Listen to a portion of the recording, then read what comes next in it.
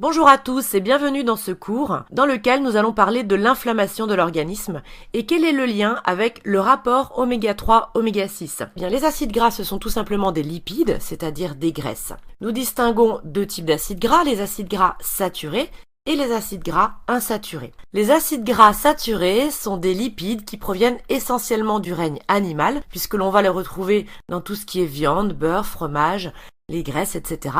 Mais il y a également des acides gras saturés qui proviennent du règne végétal. Et là, nous retrouverons l'huile de noix de coco et l'huile de palme. En ce qui concerne les acides gras insaturés, nous allons distinguer les monoinsaturés, comme par exemple les oméga 9 que nous retrouvons dans l'huile d'olive, et puis les polyinsaturés, c'est-à-dire les oméga 3 et les oméga 6. Contrairement à ce qu'il se dit depuis de nombreuses années sur le fait qu'il faut diminuer l'apport de la consommation des graisses, il faut bien cibler la consommation des bonnes graisses et des mauvaises graisses. Parce que les bonnes graisses, c'est-à-dire les acides gras dont nous allons parler maintenant, sont indispensables au fonctionnement de notre organisme.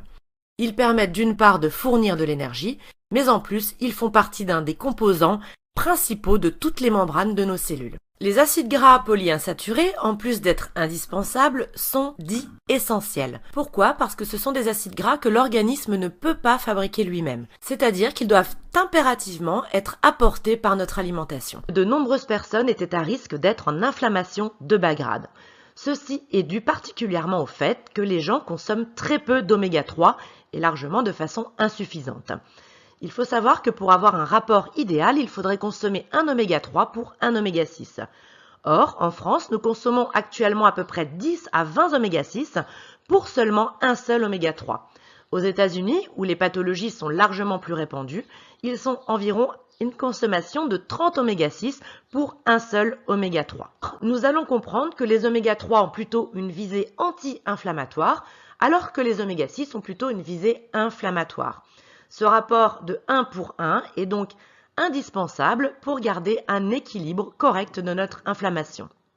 Cette slide va nous permettre de faire un petit rappel, donc beaucoup d'entre vous le sauront déjà, mais je préfère bien recibler les choses. Vous avez à gauche la photo d'une cellule. À l'intérieur, nous voyons donc son noyau et autour la membrane cellulaire. Et nous voyons sur la photo de droite la membrane cellulaire qui est grossie. Et vous pouvez remarquer cette fameuse bicouche lipidique. Alors nous voyons aussi qu'il y a des protéines transmembranaires. Il y a plein d'autres éléments au sein de nos cellules, bien évidemment. Mais nous allons nous intéresser à cette fameuse bicouche lipidique, puisque ceci est fait de lipides, principalement des phospholipides, et que ces phospholipides viennent de l'apport de notre consommation de graisse.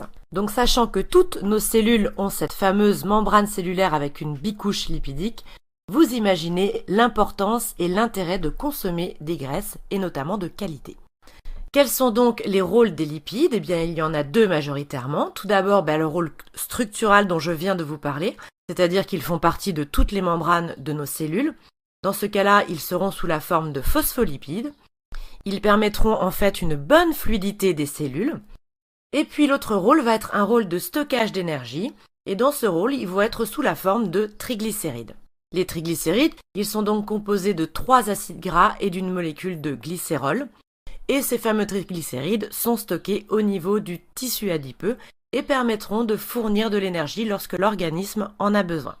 Les triglycérides se forment au niveau de l'intestin grêle à partir des graisses que nous allons consommer, mais sachez qu'ils sont également produits par le foie et notamment à partir des sucres. Nous allons distinguer les acides gras insaturés et les acides gras saturés.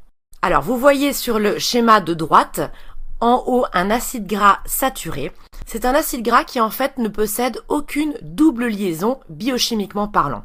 Contrairement à l'acide gras monoinsaturé qui contiendra une double liaison et l'acide gras polyinsaturé qui lui contiendra plusieurs doubles liaisons.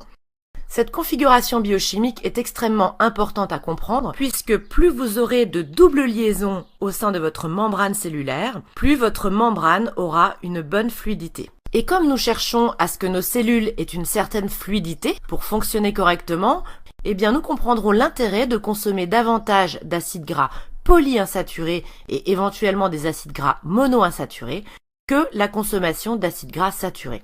Si vous consommez uniquement des acides gras saturés, donc qui ne contiennent aucune double liaison, vous allez avoir une configuration de la cellule qui va avoir une membrane très rigide.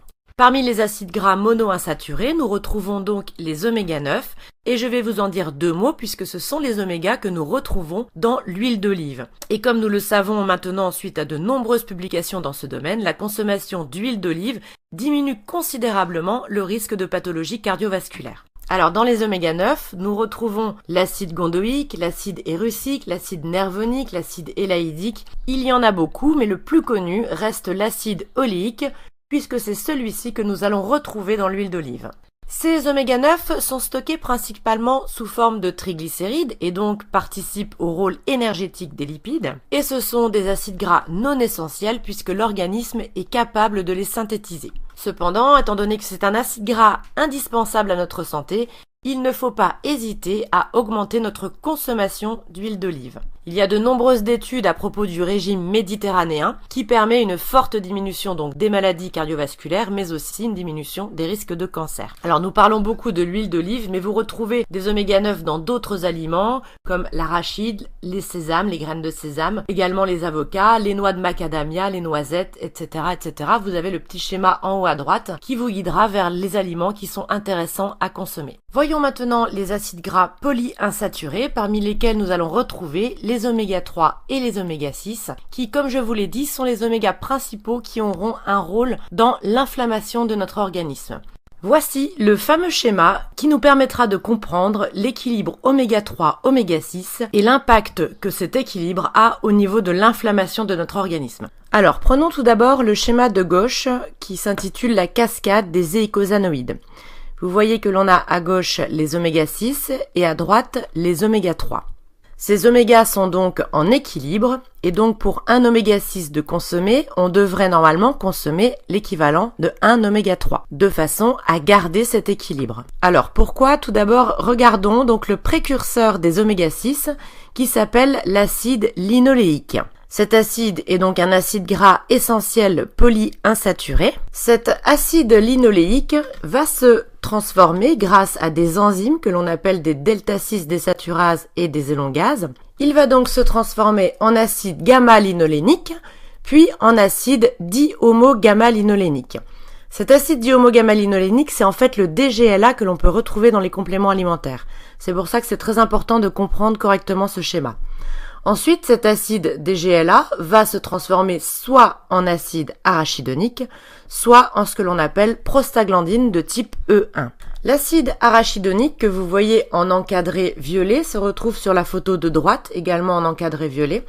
Et c'est donc ce fameux acide arachidonique qui va être le précurseur des molécules pro-inflammatoires que vous voyez en dessous, et donc des molécules inflammatoires, comme certaines prostaglandines, certains thromboxanes, certaines cytokines, etc., etc.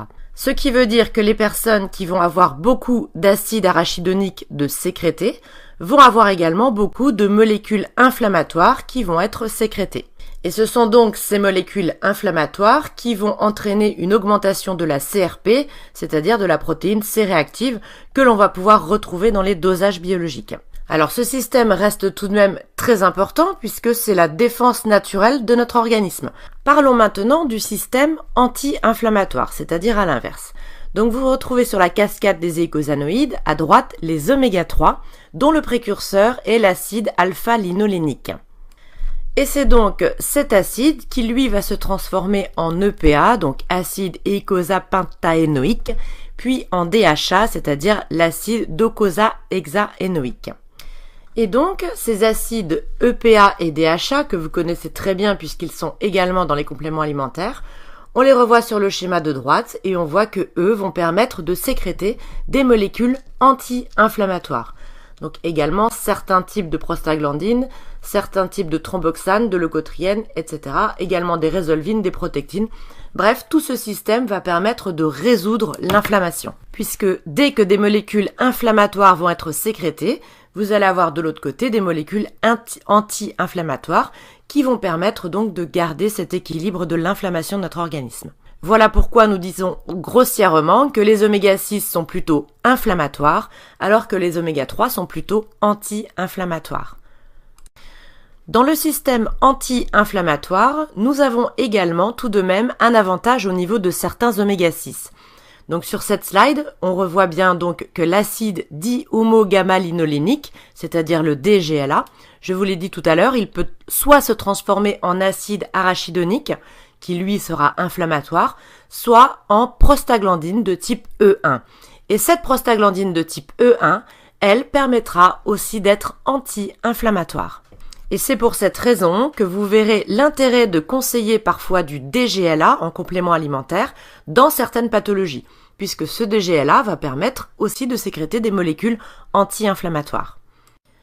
Vous comprenez maintenant un peu mieux l'équilibre que nous avons entre les oméga 6 et les oméga 3 et quel est le lien avec l'inflammation de l'organisme. L'intérêt va donc être de conseiller les bons compléments alimentaires selon les pathologies de notre patient, mais également de lui donner, pourquoi pas, des conseils alimentaires de façon à augmenter sa consommation d'oméga 6 acide linoléique et sa consommation d'oméga 3 acide alpha-linolénique. Il faut savoir aussi, petit aparté, que lorsque l'on dit de consommer beaucoup moins de viande rouge, de charcuterie, etc., c'est parce que ces aliments sont très riches en acide arachidonique. C'est donc pour cette raison que ces aliments vont avoir tendance à augmenter l'inflammation de l'organisme.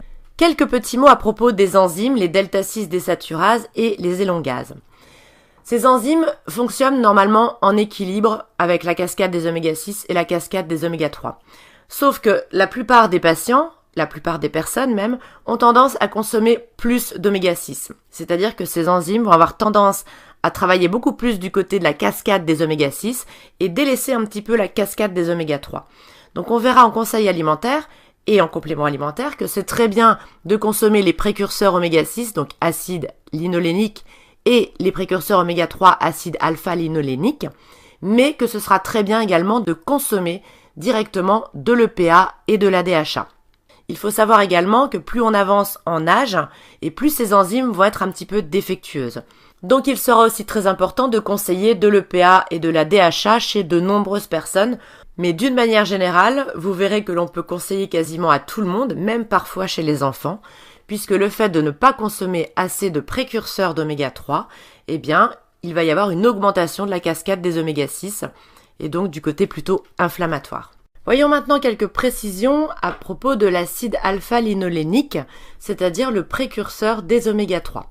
Donc c'est également un acide gras essentiel polyinsaturé, et c'est celui qui, comme vous le savez puisque je viens de vous l'expliquer, va permettre la fabrication de l'EPA et de la DHA. Les oméga 3 ont donc un très grand rôle anti-inflammatoire et un très grand rôle aussi au niveau de la prévention des maladies cardiovasculaires puisqu'ils vont permettre de limiter l'athérosclérose. Ils ont également un rôle de prévention dans tout ce qui est maladies neurodégénératives. D'une manière générale, consommer uniquement de l'acide alpha-linolénique ne suffira pas à avoir une très bonne cascade des eicosanoïdes au niveau des oméga 3, puisque comme je vous l'ai dit, les enzymes delta désaturase et élongase vont d'une part diminuer lorsque l'on avance en âge, et d'autre part vont avoir tendance à travailler plus pour la cascade des oméga 6 du fait que l'on consomme trop d'oméga 6. Il sera donc important et judicieux de conseiller à vos patients également la prise d'EPA et de DHA. L'EPA et la DHA, on pourrait le conseiller à des personnes qui ont des antécédents de pathologies cardiovasculaires ou alors qui ont des pathologies cardiovasculaires, mais également toutes les pathologies inflammatoires puisque ce sont eux qui vont vraiment augmenter la sécrétion de molécules anti-inflammatoires. Il s'est vu dans certaines études cliniques que la prise d'EPA et de DHA avait également un bénéfice dans la dépression et le bien-être. Mais sachez qu'ils ont également un grand intérêt dans les cancers ou en prévention des cancers. J'ai envie de dire que les oméga 3, ça concerne tout le monde.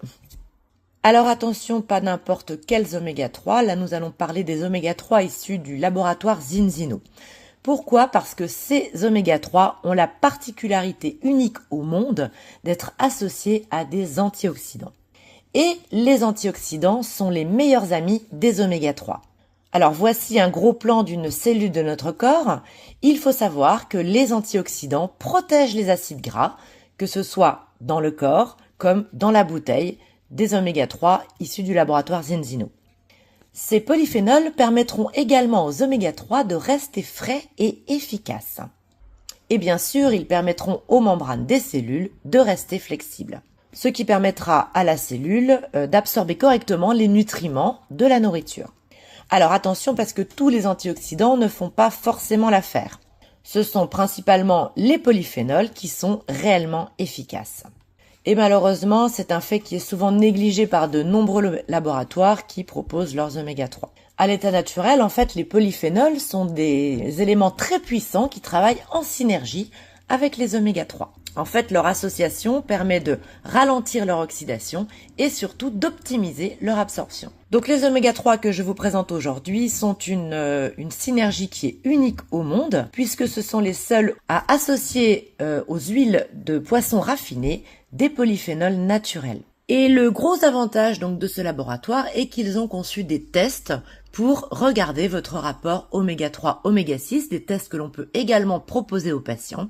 Et puis, le laboratoire, au bout de 4 mois, offre un deuxième test après la consommation de la Balance Oil, de façon à prouver son efficacité. Ce qui est donc aussi une très grande avancée puisque jusque-là, nous n'avions pas à disposition de tests aussi simples d'utilisation. Avant, on pouvait éventuellement faire des analyses biologiques, mais ceci coûtait très cher. Maintenant, nous avons donc de réelles solutions à proposer à nos patients.